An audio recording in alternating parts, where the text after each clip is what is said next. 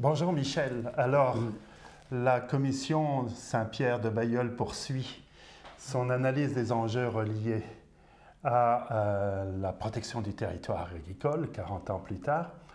Et Michel, tu es coprésident de l'Institut Jean Garon, mais tu as été aussi un témoin privilégié de l'évolution de cette agriculture qu'on a contribué à bâtir sur cette protection du territoire agricole. Pourrais-tu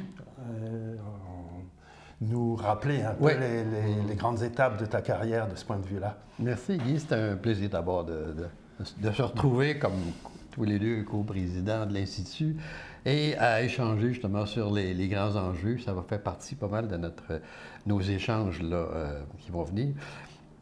Oui, j'ai eu la chance d'être, en fait, de faire un cours en agronomie d'une part, parce que je suis un gars de la ville malgré tout.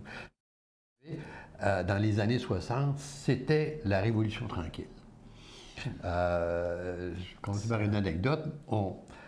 Mes notes étaient assez bonnes en sciences notamment, et avant de faire un choix, il y a un orienteur qui me dit où voulez-vous aller? Je dis, bon, l'agronomie m'intéresse. J'avais fait quelques stages dans la ferme de on avait toujours pas loin, à cette époque-là, un oncle, une tante qui faisait de l'agriculture. Alors, et il m'a dit, l'agronomie, manquait d'ambition, mon jeune. On était à l'époque on était à Polytechnique. Polytechnique, c'était tout à Montréal à cette époque-là. On était dans les années 60, l'Expo s'en venait. Pour revenir à mon rôle d'observateur, c'est que j'ai eu la chance d'arriver avec la Révolution tranquille en agriculture et d'observer à différents postes assez bien placés cette transformation de notre agriculture sur le thème de la modernisation, bien sûr, parce que là, on parlait d'équipement, on parlait de tout. On était loin de ça il y a pas très longtemps. Donc, on était encore avec un petit tracteur s'il y en avait un, et puis, bon, une ferme mixte avec des vaches, ça, c'était le modèle. Et c'était un modèle très familial dans le sens où c'était d'abord pour nourrir la famille et avoir des revenus de marché pour compléter le tout. Mais avec l'urbanisation qui s'en venait, qui était déjà très, très avancée, là, il fallait faire quelque chose et l'agriculture du Québec accusait un retard évident par rapport au reste d'Amérique, qui était déjà pas mal positionné avec les ceintures de maïs, le coton et tout et tout. Nous, on était un peu partout sans être nulle part, véritablement. Donc, les rôles que j'ai joués, particulièrement lorsque je suis arrivé aux crises agricoles, là, ça a été évidemment de participer à cet essor-là, à cette modernisation-là, et à la spécialisation. Ça, c'était, je pense, la réalité la plus concrète. On est passé d'une ferme à vocation très mixte à une ferme spécialisée. Les termes, d'ailleurs, ont changé. On a commencé à être en céréaliculture. Wow, on n'avait jamais vu ça avant, les céréaliculteurs. Là, on était des producteurs, on était des agriculteurs. Et là, on est devenus des producteurs de céréales, de porc, de bœuf, etc. Donc, c'était véritablement cette époque-là que j'ai connue sous à peu près tous les angles parce que j'ai eu le bonheur d'occuper des postes qui m'ont permis d'avoir ce point de vue-là. Oui, et entre autres, à la fois au ministère de l'Agriculture, à l'ASRA, à la Régie des assurances agricoles. Oui, à l'époque où les programmes se mettaient en place, le programme d'assurance stabilisation, l'assurance récolte. Après ça, le Crédit agricole qui s'est pas mal transformé pour devenir Société de financement et la financière agricole. Et le ministère de l'Agriculture plus tard, là, avec un petit passage dans le domaine de la génétique bovine, parce que j'ai j'ai dirigé le centre d'insémination artificielle au début des années 2000, de 2000 à 2004. Alors, c'était un parcours qui m'a permis d'en voir pas mal de l'agriculture du Québec. Et donc, si on se reporte à 1978, on adopte la loi de protection du territoire agricole, mais dans la foulée, on adopte aussi toute une série d'autres mesures, d'autres programmes qui allaient jouer un rôle important. En fait, qu'est-ce qu'on visait à ce moment-là? On visait d'abord, après, il y avait eu une commission qu'on appelait à l'époque royale d'enquête sur l'agriculture, la commission April, qui prônait une certaine sécurité de l'agriculture, qui disait arrêtons d'avoir une agriculture qui est à la merci de tout, marché, climat, donc mettant en place des programmes. Alors, à partir des années 60, on a eu l'assurance récolte.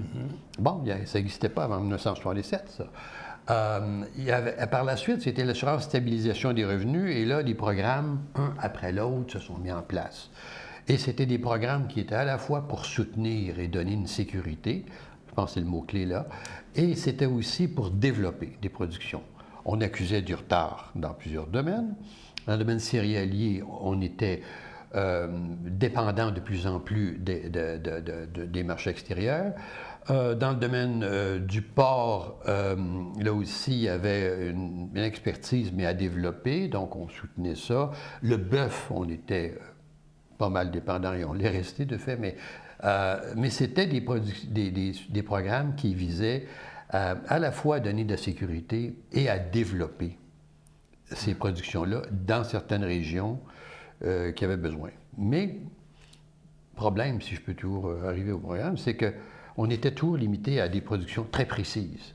On était dans le porc, dans l'agneau, dans le céréal, dans le maïs grain et tout, mais on n'était pas partout. Donc, on donnait de l'essor, un essor assez formidable à ces productions-là, mais certaines étaient laissées pour compte. En apparence, il y avait quand même une certaine logique, une certaine cohérence entre le fait de protéger le territoire agricole et d'autre part de moderniser l'agriculture, comme tu le disais. Oui. Mais en même temps, 30 ans plus tard, la Commission sur l'avenir de l'agriculture et de l'agroalimentaire au Québec, qui allait donner lieu au rapport Pronovo, puis quelque temps après le rapport Saint-Pierre, semble établir un constat relativement critique de cette agriculture. Oui, le constat, il y en a plusieurs là-dedans parce que ça touche surtout le rapport sur la Commission de l'avenir de l'agriculture, touche un ensemble, mais c'était un des constats, le fait qu'on avait donné beaucoup d'essor, beaucoup de moyens à certaines productions, et on avait occupé un territoire qui était surtout le plus riche en unités thermiques et en sol, mais pas grand-chose pour le reste. Donc, notre agriculture, qui était plurielle, n'était pas soutenue de façon plurielle. Elle était vraiment... il y avait certaines lacunes, et la Commission recommandait notamment qu'on mette en place des mesures, des moyens pour soutenir une agriculture qui était beaucoup plus diversifiée que celle qu'on avait, et notamment pour des régions qui ont été un peu laissées pour compte dans cette opération-là. Des régions pour lesquelles, oui, on a protégé, mais protéger, ça ne veut pas dire qu'on met en valeur. Et la mise en valeur d'une partie de notre territoire agricole n'a pas été vraiment faite au même rythme. Donc, on a eu littéralement comme deux agricultures, celle assez spécialisée, assez moderne et assez bien équipée qu'on retrouve Vallée du Saint-Laurent, en Montérégie notamment, parce que c'est assez spectaculaire lorsqu'on se promène là.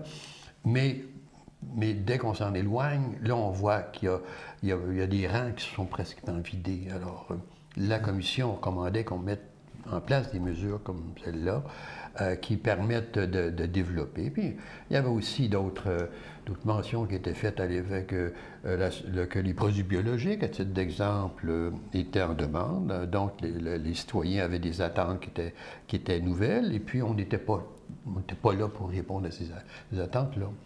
Alors, on a l'impression que 10 ans après le dépôt de ces rapports, en dépit effectivement que ces attentes de la population semblent se faire de plus en plus pressantes, qu'il y a aussi du côté des jeunes un certain intérêt pour certaines formes d'agriculture. On a un peu l'impression que les choses n'ont pas encore beaucoup bougé. Qu'est-ce qu'il faudrait les jeunes nous envoient des messages très, très clairs actuellement. D'abord, ils ne veulent pas nécessairement faire l'agriculture que leurs parents ont fait. Ils n'ont pas les mêmes ambitions en termes de développement. Ils n'ont pas nécessairement aussi une ambition d'avoir des grands espaces. Ils veulent beaucoup plus occuper de façon plus intensive les espaces. Ils répondent également, sont beaucoup plus à la vue des signaux de la clientèle urbaine qui veut avoir des produits frais. Ils sont conscients également de tous les enjeux de transport, de gaz à effet de serre. Ça vient complètement changer leurs attentes, ces jeunes-là. Et ce qu'ils demandent, dans le fond, c'est qu'on puisse les soutenir dans des projets qui ne sont pas de même nature que ceux qu'on voyait dans les années, fin des années 80-90, après la mise en place des programmes actuels, et puis qui n'ont pas changé. Ça aussi, c'est le constat qu'ils peuvent faire. Ces programmes-là, 40 ans plus tard, ils apportent aussi des effets pervers. Alors, qu'est-ce qu'on pourrait envisager comme réforme, comme adaptation pour répondre à ces ententes, pour faire en sorte aussi que des initiatives qui ont déjà été prises par certains de ces jeunes puissent se multiplier, d'après toi? Bien, je crois qu'on doit se donner d'abord une vision, donner des objectifs. Et c'est ce que le rapport Pronovo aussi donnait. Il disait, que le Québec se donne une vision d'une agriculture, qu'est-ce qu'elle doit être dans 15 ans, 20 ans, avec des étapes à franchir, avec quelques unités de mesure, ce qu'on n'a pas fait depuis un grand bout de temps. Là. On n'a pas véritablement, on ne s'est pas donné une vision, on dit, on veut être là en 2035 avec une agriculture qui occupe un peu plus le territoire. Puis je pense qu'il risque d'avoir des changements aussi qui vont peut-être permettre de faire autre chose dans ces années-là. Alors, on n'a pas cette vision-là. On n'a pas non plus mis en place des mesures puis des moyens. On n'a pas réparti, si on veut, les soutiens financiers importants. Et ça, je tiens à le souligner, le Québec met beaucoup d'argent dans son agriculture, pour soutenir son agriculture. Historiquement, c'est un des endroits d'Amérique du Nord qui a le plus soutenu son agriculture en termes de soutien financier par rapport aux revenus globaux. Mais la question qu'on peut se poser, après 40 ans, est-ce qu'on doit soutenir de la même façon qu'on soutenait? Et puis les jeunes, je pense, ont des attentes différentes. Ils nous envoient des signaux. Ils ont un peu de problème également à faire accepter leur modèle lorsqu'il s'agit, par exemple, d'occuper un espace moins grand que la ferme traditionnelle. Il y a beaucoup de demandes qui ont été faites. On a eu des témoignages, et on va en avoir dans le cadre de nos échanges qu'on fait. On rencontre des gens sur le territoire, des gens qui nous disent « Moi, j'ai un projet qui est un projet assez différent de ce qu'était l'agriculture de l'époque. Mais ce projet-là risque, ou en tout cas a certainement un objectif, d'abord de faire vivre correctement, sans avoir 2000 hectares, faire vivre ma famille, mais aussi de répondre à des attentes du marché. » Mais présentement, on ne les facilite pas, ni sur le soutien, ni sur la facilité de prendre possession d'un territoire, d'un espace moins grand que la ferme. C'est souvent vu comme étant des initiatives qui ne vivront pas, etc. Donc, on a un peu de misère là, à projeter ça dans le temps. Donc, en fait, c'est toute une nouvelle vision qu'il faut envisager, non seulement sur la façon d'entrevoir la protection du territoire agricole, mais le soutien à toutes ces initiatives nouvelles. Oui, ça, le soutien, j'en ai. Évidemment, c'était un peu mon dada parce que j'ai passé une partie de ma vie dans le domaine du financement et des assurances. Et moi, j'ai depuis longtemps préconisé qu'on cesse de soutenir des productions nommées et précises, mais qu'on soutienne la ferme dans sa globalité, ce qui permettrait d'avoir... Des projets, en fait. Oui, dans l'ensemble de ces projets. Le soutien financier est important, oui, on doit donner, fournir un parapluie ou un filet de sécurité, qui est le terme technique utilisé, mais à la ferme. Et non pas nécessairement à la production X. Ceux qui sont en production unique, bien sûr, ils ne perdent rien, mais ceux qui sont en mesure d'exploiter une entreprise avec un plus grand éventail de produits, bien, ils gagnent quelque chose. Puis ils ont la possibilité aussi de répondre à des besoins nouveaux qui surgissent. Là, tout le monde ne veut pas toujours avoir la même chose. Alors, il y a des... En matière culinaire, on voit de plus en plus des produits nouveaux qui arrivent. Il y a des entreprises qui ont fait un formidable développement avec des brocolis, à titre d'exemple. Puis quand moi j'étais petit, le brocoli, on ne voyait pas ça beaucoup. Mais il y a des gens qui produisent des centaines d'hectares de brocolis et ils le font avec un succès remarquable.